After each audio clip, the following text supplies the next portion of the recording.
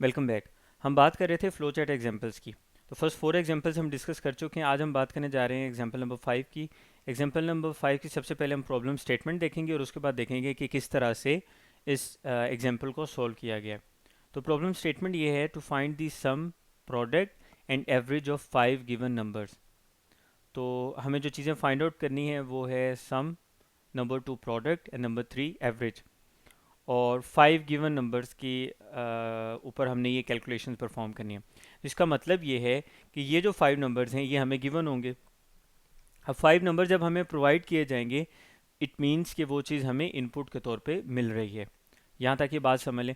अब इस प्रॉब्लम के अगेंस्ट अगर हमने फ्लो चार्ट बनाना है तो उसके लिए हम सिंपल क्या करेंगे, फ्लो चार्ट स्टार्ट करना है तो डेफिनेटली हम कौन सा सिंबल यूज़ करेंगे। सामने आपके सिंबल मौजूद हैं, ये हम पहले डिस्कस कर चुके हैं। हम टर्मिनल सिंबल यूज़ करेंगे जो इंडिकेट करेगा कि फ्लो चार्ट स्टार्ट हो चुका है। उसके बाद दूसरी बात हमने यहाँ पे ये कही है कि उसने स्टेटमेंट में कहा है कि आपने जो ये वर्किंग करनी है ये 5 गिवन नंबर्स पे करने हैं। इसका मतलब 5 नंबर जो हैं वो हमें यूज़र से मिलेंगे। तो वो जो 5 नंबर हमें यूज़र से मिलेंगे वो हमें एज ए इनपुट मिलेंगे। तो उसके लिए जो हम सिंबल यूज़ करेंगे, हम इनपुट आउटपुट सिंबल यूज़ करेंगे। तो यहाँ पे हमने उसके लिए इनपुट आउटपुट सिंबल यूज़ कर लिया, जिसको यहाँ पे ग्रीन कलर में शो किया जा रहा है। अच्छा, इनपुट में उसने लिखा है N0, N1, N2, N3, N4। ये क्या चीज़ें हैं? ये वो 5 वेरिएबल्स हैं जिसमें जाके वैल्यू स्टोर होंगी। या आप यूँ समझ लें कि ये वो 5 नंबर्स हैं जिसमें जाके वैल्यू स्टोर होंगी। तो हमने इमेजिनरी यहाँ पे लिख दिया कि दीज आर 5 इनपुट्स जो हमें यूज़र से रिसीव होंगी। इतनी बात समझ में आ गई। तो हमने इनपुट डिस्कस कर लिया। अब हमने रिक्वायरमेंट्स ऑफ फ्लो चार्ट में पढ़ा था, अगर आपको याद हो, कि हमने 3 चीज़ें कंसीडर करनी होती हैं। सबसे पहले हमने इनपुट देखना होता है, इनपुट हमने समझ लिया। अब हमने ये देखना है कि हमें वर्किंग क्या करनी है, उस पर प्रोसेसिंग क्या करनी है। और प्रोसेसिंग में सबसे इंपॉर्टेंट चीज़ होती है कि कौन कौन सी चीज़ें जो हमें कैलकुलेट करके देनी है। तो अगर हम प्रॉब्लम स्टेटमेंट को देखें तो 3 चीज़ें हमसे पूछी गई हैं। Number 1 sum, number 2 product and number 3 average. अब ये जो तीनों कैलकुलेशंस हैं ये हम किस सिंबल में लिखेंगे? इनपुट आउटपुट तो नहीं लिख सकते ना, क्योंकि ये कैलकुलेशन हमें इनपुट के तौर पे नहीं मिलनी। ये कैलकुलेशन हमने परफॉर्म करवानी है, तो इस वजह से हम इसके लिए जो सिंबल यूज़ करेंगे वो कौन सा सिंबल है? Process symbol. तो प्रोसेस सिंबल के लिए यहाँ पे हम रेक्टेंगल यूज़ करेंगे, जो लाइट ब्लू कलर में यहाँ पे शो कर रहा है। उसमें हम अपने ये तीनों कैलकुलेशन लिख देंगे। Sum is equal to N0 plus N1 plus N2 plus N3 plus N4। क्यों? क्योंकि यही जो पांचों हैं यहाँ पे आपकी इनपुट आ रही है। दीज आर 5 नंबर जो आपको इनपुट के तौर पे मिले, जैसे कि प्रॉब्लम स्टेटमेंट में लिखा हुआ है 5 गिवन नंबर। उसके बाद प्रोडक्ट में आ जाते हैं। प्रोडक्ट में हमने क्या करना है? इन्हीं 5 नंबर्स को आपस में मल्टीप्लाई करना है। तो इन्हीं 5 नंबर्स को हमने मल्टीप्लिकेशन की फॉर्म में लिख दिया। तीसरी चीज़ हमें क्या कैलकुलेट करनी थी? एवरेज। एवरेज के केस में हमें क्या करना है कि इन पांचों वैल्यूज़ को मल्टीप्लाई करना है और उसका जो टोटल नंबर ऑफ वैल्यूज़ हैं उस पर डिवाइड करने हैं। तो हमने इन पांचों वैल्यूज़ को मल्टीप्लाई किया और इसको हमने डिवाइड कर दिया 5 पे।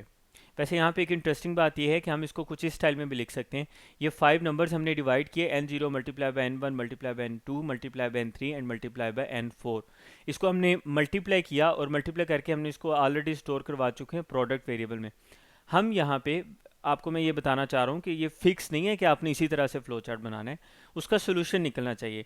हम यहाँ पे ये भी कर सकते हैं कि एवरेज के बाद जहाँ पे ब्रैकेट में इसने इन पांचों नंबर्स को मल्टीप्लाई किया है, हम यहाँ पे सिंपल लिख दें प्रोडक्ट डिवाइडेड बाय 5। तो वो ऑलरेडी उसमें वो 5 नंबर्स की मल्टीप्लिकेशन पड़ी हुई है। हम इस तरह भी कर सकते हैं। खैर, आप इस तरह भी लिख सकते हैं कि हमने 5 नंबर्स को मल्टीप्लाई किया और उसको 5 पे डिवाइड कर दिया। तो इस तरह से हमारी एवरेज आ जाएगी, वो एवरेज जाके एवरेज में स्टोर हो जाएगी। तो इन तीनों केसेस में, सम, प्रोडक्ट और एवरेज के केसेस में, वैल्यू सिर्फ ऐड, मल्टीप्लाई और डिवाइड नहीं हो रही। आप गौर करें, कैलकुलेशंस परफॉर्म होने के बाद इज इक्वल टू के लेफ्ट साइड पे क्या लिखा है? सम। तो वो सारी कैलकुलेशन परफॉर्म होने के बाद वो वैल्यू आकर स्टोर होगी सम में। अगेन आपको बताता चलूँ कि प्रोसेस सिंबल सिर्फ कैलकुलेशन के लिए इस्तेमाल नहीं करते, हम इसकी बात पहले कर चुके हैं, डाटा स्टोर करने के लिए भी इस्तेमाल करते हैं। तो इसकी वैल्यू जाके किस में स्टोर होगी? सम में। प्रोडक्ट की वैल्यू किस वेरिएबल में जाके स्टोर होगी? प्रोडक्ट वेरिएबल में। एवरेज की वैल्यू किस वेरिएबल में जाके स्टोर होगी? एवीजी में। हमने वेरिएबल का नाम एवीजी रखा है तो वो एवीजी में स्टोर होगी।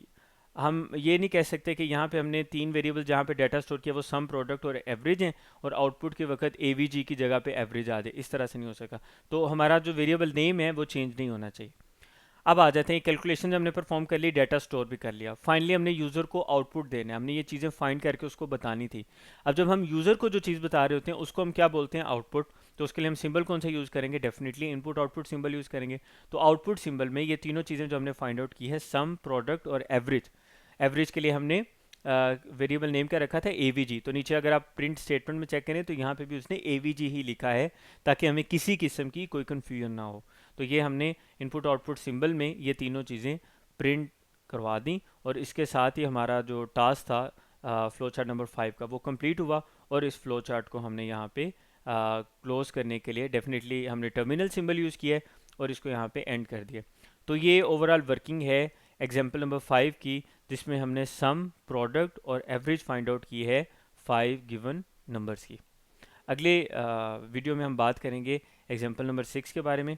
एग्जाम्पल नंबर 6 में हमारे पास वो बात कर रहा है कि हम किस तरह से किसी पैरेललोग्राम का एरिया फाइंड आउट कर सकते हैं।